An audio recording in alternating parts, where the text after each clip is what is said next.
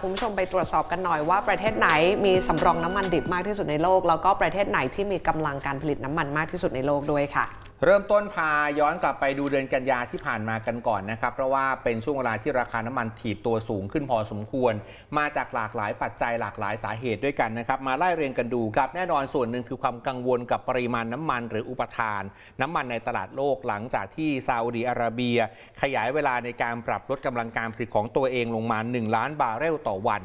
ยาวจนกระทั่งไปถึงสิ้นปี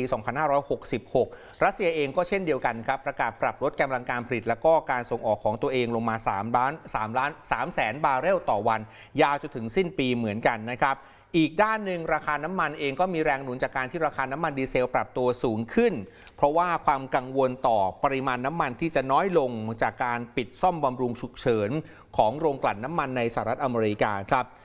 ประกอบกับในช่วงเวลานั้นเนี่ยเศรษฐกิจจากจีนในช่วงเดือนสิงหาคมปรับตัวดีขึ้นครับเพราะว่ามีข่าวว่ารัฐบาลของจีนใช้นโยบายในการกระตุ้นเศรษฐกิจด้วยการปรับลดอัตราดอกเบี้ยมันก็เลยทำให้ตัวเลขตัวผลผลิตภาคอุตสาหกรรมปรับเพิ่มขึ้นมา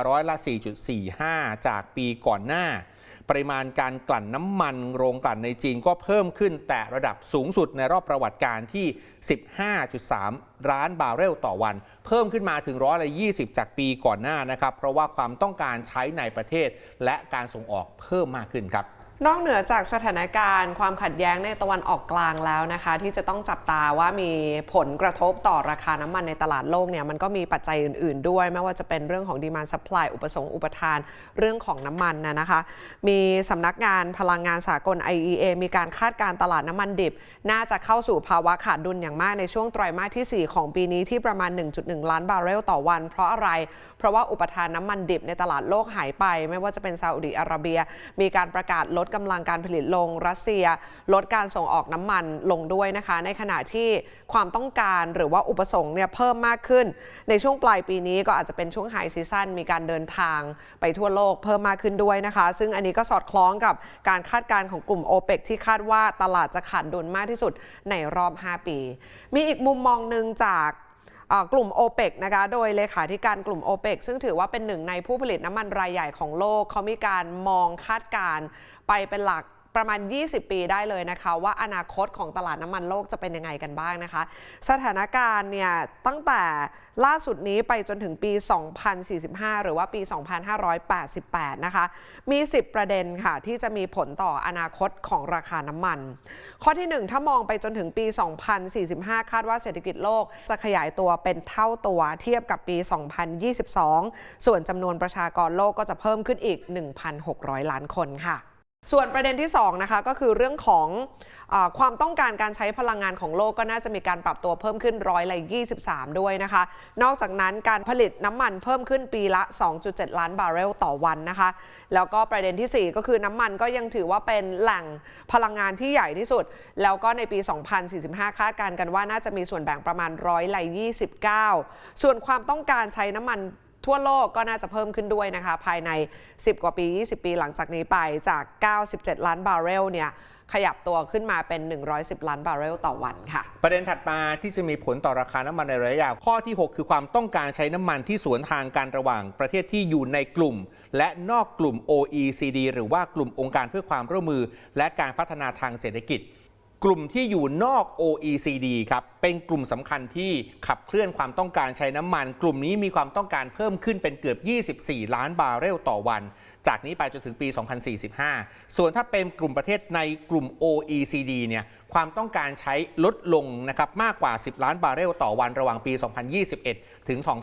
2045 ถัดมาครับข้อที่ 7 คืออินเดียเป็นประเทศที่มีความต้องการใช้น้ำมันเพิ่มขึ้นมากที่สุดนะครับตัวเลขความต้องการเพิ่มขึ้นประมาณ6.3 แสนบาร์เรลต่อวันจากนี้ไปจนถึงปี 2545 เลยนะครับข้อที่ 8 คือความต้องการใช้น้ำมันในกลุ่มการบินก็เติบโตประมาณ4.1 แสนบาร์เรลต่อวันระหว่างปี 2021 ถึง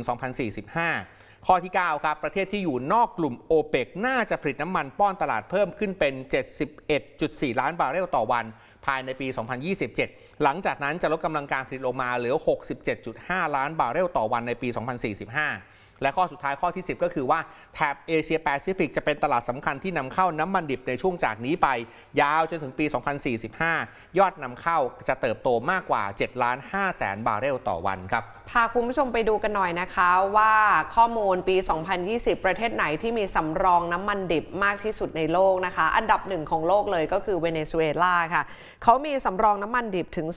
340,000 ล้านบาร์เรลนะคะคิดเป็น 17.5% ของน้ำมันดิบทั้งโลกถ้าเกิดว่าเปรียบเทียบเวเนซุเอลากับประเทศไทยนะคะน้ำมันในประเทศไทยเราจะใช้ในปริมาณปีละ300 ล้านบาร์เรล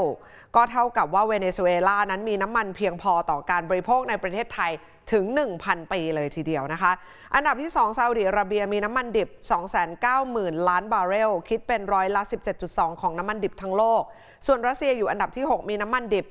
18,000 ล้านบาร์เรลและสหรัฐอเมริกาอยู่ที่อันดับที่ 9 มีน้ำมันดิบสำรองอยู่ที่ 69,000 ล้านบาร์เรลค่ะถึงแม้ว่าเวเนซุเอลาจะมีน้ำมันดิบสำรองมากที่สุดในโลกนะคะแต่ก็ไม่ใช่เป็นผู้ผลิตมากที่สุดนะคะถ้าเกิดว่าไปดูกำลังการผลิตว่าใครสามารถผลิตได้มากที่สุดในโลกประจำปี 2021 พบว่าสหรัฐอเมริกาผลิตน้ำมันได้มากที่สุด 11.5 ล้านบาร์เรลต่อวันนะคะรัสเซียผลิตน้ำมันได้ 10.5 ล้านบาร์เรลต่อวันซาอุดิอาระเบียผลิตน้ำมันได้ 10.2 ล้านบาร์เรลต่อวันขณะที่เ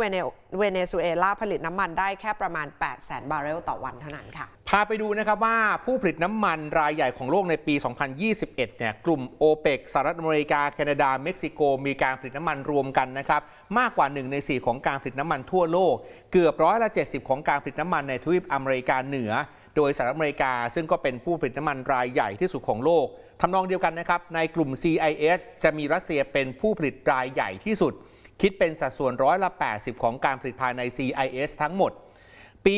2021 คุณผู้ชมครับการผลิตน้ำมันประมาณ 43% ของโลกจะมาจาก 3 ประเทศด้วยกันสหรัฐอเมริกาซาอุดิอาระเบียและก็รัสเซีย 3 ประเทศนี้ผลิตน้ำมันได้มากกว่าประเทศอื่นๆที่เหลือใน 10 อันดับแรกรวมกันด้วยครับส่วนยุโรปไม่นับรวมรัสเซียจะมีแค่นอร์เวย์เท่านั้นครับที่ติด 15 อันดับแรกของผู้ผลิตน้ำมันสูงสุดคิดเป็น2.3% ของการผลิตทั่วโลกนะครับมันก็ทำให้เห็นว่าการขาดผลผลิตในระดับภูมิภาคทำให้ส่วนหนึ่งในสหภาพยุโรปต้องหันไปพึ่งพาน้ำมันและก็แก๊สจากรัสเซียจากสถานการณ์ทางการเมืองมันก็ส่งผลกระทบในวิกฤตพลังงานในภูมิภาคให้ย่ำแย่ลงตามไปด้วยนะครับ